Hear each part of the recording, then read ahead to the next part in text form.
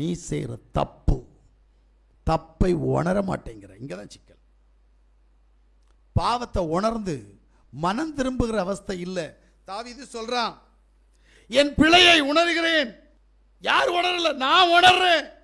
என்னுடைய மறைவான குற்றங்களை நான் உணர்கிறேன். அடுத்து சொல்ல, துணிகரமான பாவங்கள் என்னிடத்தில் இருக்கிறது, நான் அதை உணர்கிறேன். அதை என்னை விட்டு அகற்றினால் நான் உத்தமனாவேன்.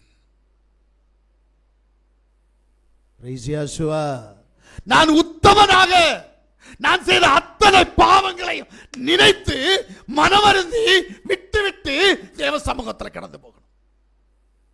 விடமாட்டேன். ஆனா நான் வேணும்னா காலையும் பிடிப்பேன்.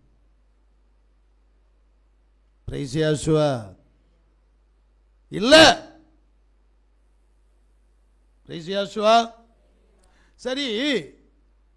அதே 2 சாமுவேல்ல 13வது அதிகாரத்தை நீங்க வாசித்தீங்கன்னா அதுல 1லேருந்து 19 வரைக்கும் உள்ள சம்பவம் உங்களுக்கு வசனத்தை தயவு செய்து வீட்டில் போய் வாசிங்க. என்ன அப்படின்னா, அம்னோன் என்கின்றவனுக்கு தாமார் என்கின்ற ஸ்திரீயின் மேல் மோகம் கொண்டான். இச்சை வந்தது, ஆசை இச்சை வந்தது. யாருன்னு தெரியுமா? முதல்ல இந்த அம்மோனும் இந்த தாமாரும் யாருன்னாவது தெரியுமா? சகோதரர்கள். தகப்பன் 1, தாய் 2. 2 பேருமே தாவீதினுடைய மறுமனையாட்டிகள். இவங்க 2 பேருக்கும் பிறந்த பிள்ளைகள்ல ஐயாவுக்கு சகோதரி மேல ஆசை வந்துருச்சு. இதனால நான் ஈஸியா சொல்லி முடிச்சிடுறேன். இதனால என்ன நடந்தது அப்படின்னா, அவளை எப்படியாவது அடைய வேண்டும் என்று சொல்லி கங்கணம் கட்டினான். ஆனால் அவளுக்கோ விருப்பம் இல்லை. ஒரு நாள் அவளை ஏமாற்றி, தாவீதினுடைய அனுமதியோடு கூட ஏமாற்றி அவளை அழைத்து கொண்டு போன இடத்தில் அவளை பலாத்காரம் பண்ணி வஞ்சித்தான். இப்ப அவ கெட்டு போனவளை தன் வீட்டை விட்டு துரத்துகிறான். வேதத்தை வீட்டில் போய் வாசித்து பாருங்க, அப்பதான் உங்களுக்கு புரியும். துரத்திட்டான். தாவீது இதுல ஒண்ணுமே பேசல, நலமானது ஒன்னும் பேசல. எனக்கு இது ஆச்சரியமா இருக்குது. ஏன்னா தாவீதுக்கு பிள்ளைங்க, தாவீது இதை கண்டுக்கவே இல்லை. காதுக்கு வந்துச்சா? ஆமா.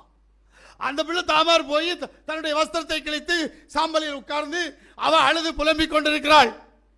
ஆனா தாவீது அதை கண்டுகொள்ளவில்லை. ஏன்? பையனை ஒன்றும் செஞ்சிடக்கூடாது. ஏன் பையன்ல பிள்ளை போனா பரவாயில்ல, பையன் இருக்கட்டும். இப்ப இதை பார்த்தான் ஒருவன். யாரு? தாமாருடைய அண்ணன் அப்சலோம். ஐயா வெறி கொண்டார். வெறி கொண்டபடினால் அம்னோனை தந்திரமாய் கொலை செய்தான். தண்டனை வஞ்சிச்சு உடல் ரீதியிலான மாம்ச இச்சைக்கு உன்னை நீ ஒப்பு கொடுத்து நீ ஒருத்தரை கெடுத்தேன்னா உன்னை சும்மா விட்டுறலாமான்றதான் வேதத்தினுடைய சட்டம். இப்ப நினைப்பீங்க, நாங்க தான் யாரையுமே எதுவுமே செய்யலையே. ஆமென். செய்யறது எங்க தெரியுமா? மனசுல செஞ்சாலும் தண்டனை தான். ஆமென். வேதம் சரியா சொல்லுது, ஒரு ஸ்திரியை இச்சையோடு பார்க்கிற எவனும் அவளோடு விபச்சாரம் செய்தாயிற்று. ஒரு ஆணை இச்சையோடு பார்க்கிற எந்த ஸ்திரீயும் அவனோடு விபச்சாரம் செய்தாயிற்று. இது வேதம். அப்போ உனக்கு தண்டனை உண்டு. மரண தண்டனையை தேவன் அனுமதித்திருக்கிறார். ஜாக்கிரதை. நினைக்கிறதுக்கு செஞ்சதுக்கு 2வது, நினைக்கிறதுக்கே நடக்குது. அப்ப எப்படி? இது வேத புஸ்தகம். இந்த வேத புஸ்தகம் உன்னை சும்மா விடாது. நாம தெரிஞ்சோ தெரியாமலோ அவரால் ஏதோ ஒன்று நடப்பிக்கப்பட்டு அவருடைய சமூகத்தில் நாம் கடந்து வந்து விட்டோம்.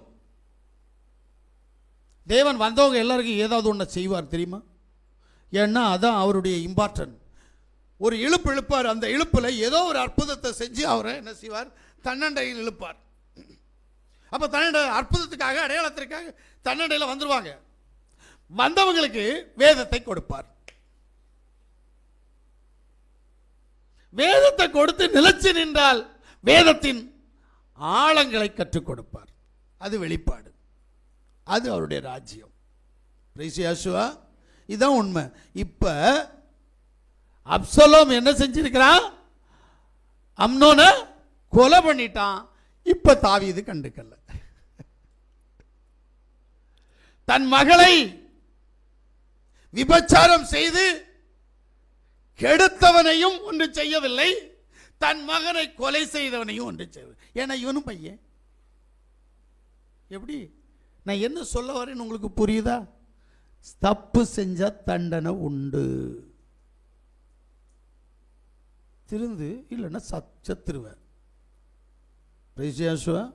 யாரா இருந்தாலும் இங்க பட்சபாதம் இல்லை, பரிதானம் இல்லை, திருந்து இல்லை, தண்டனை உண்டு. ஆமென். அப்போ சர்வ வல்லமையுள்ள தேவன் உன்னோடு கூட இருக்கிறார் என்று சொன்னால், உன்னை தற்காக்கிறார் என்று சொன்னால், நீ பாவத்திற்கு, மறைவான பாவத்திற்கும் பொல்லாப்புக்கும் உன்னை நீ என்ன செய்யணும்? ஒப்பு கொடுத்து புதுப்பிக்கப்படணும். படுறியா? ஆமென். இல்லையே, நம்மகிட்ட அந்த குணம் தான் இல்லையே, என்ன பண்றது? அப்ப தேவன் சும்மா விட மாட்டார். எப்பவுமே தேவன் அவரா உன்னை தீங்கு செய்ய மாட்டார். நீ அவருடைய சமூகத்தை விட்டு தூரம் போனேன்னா அவர் உனக்கு தீங்கு செய்ய அனுமதிப்பார். நான் ஒன்று தெரியாம கேட்கிறேன், நம்ம குடும்பத்தில் பிசாசனுடைய போராட்டம் எதுக்கு வருதுங்க? நீங்க எல்லாருமே இஸ்ரவேலர், நான் நம்புறேன். ஆனா உங்க வீட்டில் பிசாசு போராட்டம் எதுக்கு வருது? வேதம் என்ன சொல்லுது? இஸ்ரவேலுக்கு விரோதமான மந்திரவாதமும் யாக்கோபுக்கு விரோதமான குறி சொல்லுதலும் இல்லை. அப்ப நீ இஸ்ரவேலா இல்லை, யாக்கோபா இல்லை. அதனால தான் உனக்கு பிசாசு வருது. யார் செஞ்சா என்ன?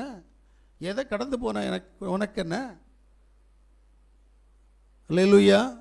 எந்த துர்தேவதைகளாலும் உன்னை ஒன்றும் செய்ய முடியாது, செய்யக்கூடாது. இன்னைக்கு கட்டப்பட்டிருக்கிறியே ஏன்னு கேட்பேன். அல்லேலூயா.